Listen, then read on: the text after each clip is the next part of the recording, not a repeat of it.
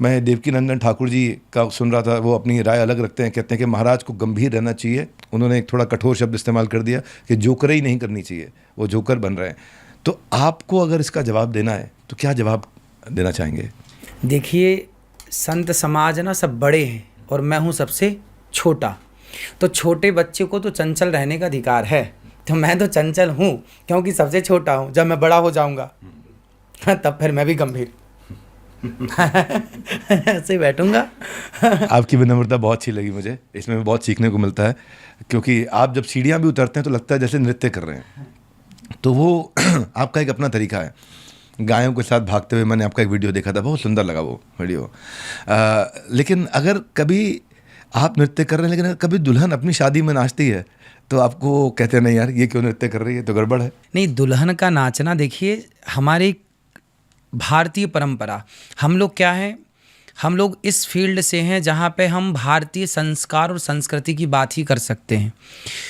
आप आज़ाद हैं लेकिन हम आपको आज़ादी नहीं, शास्त्र तो हमें आज़ाद नहीं करते ना। गीता कहती है कि ये सिद्धांत है, इससे अतिरिक्त यदि आप जाओगे तो गलत माने जाओगे गीता के हिसाब से। तो एक मर्यादाएं हैं हर चीज़ की। तो लड़की जब नाचती हुई आती है तो सारा समाज होता है। नाचना तो है, सारी ज़िंदगी आप नाचिए।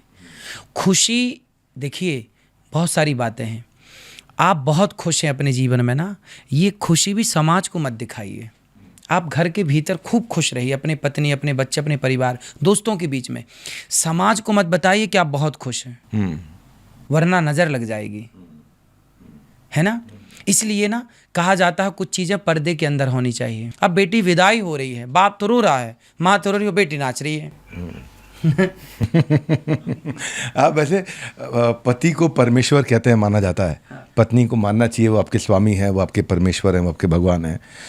तो जब मंदिर में हम भगवान के सामने नृत्य कर सकते हैं तो पति के सामने पत्नी क्यों नहीं कर सकते? हाँ, तो पति के सामने करो ना, समाज के सामने क्यों करना है? Okay, point taken, point taken.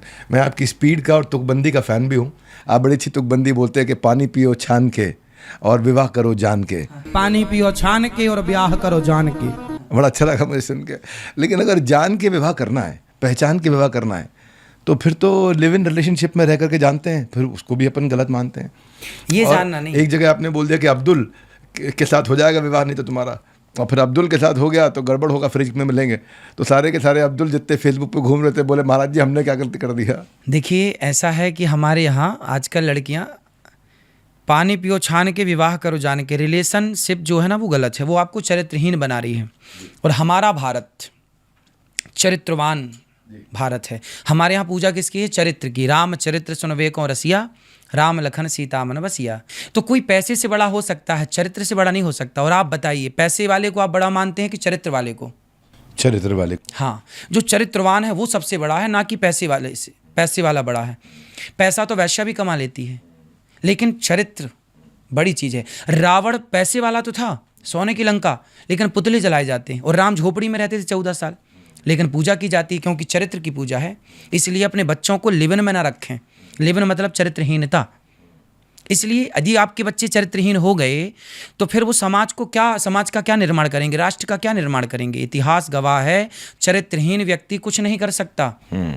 वो खुद के लिए भी बोझ है। चरित्रवान ही इतिहास रचे हैं, चाहे विवेकानंद हो, चाहे झांसी की रानी हो, चाहे गुरु नानक देव जी, गुरु गोविंद सिंह जी हो, चाहे तुलसीदास इत्यादि महापुरुषों को देख लीजिए। चरित्र बहुत मायने रखता है। इसलिए चरित्र, आपका कैरेक्टर स्ट्रांग है तो आप स्ट्रांग हैं।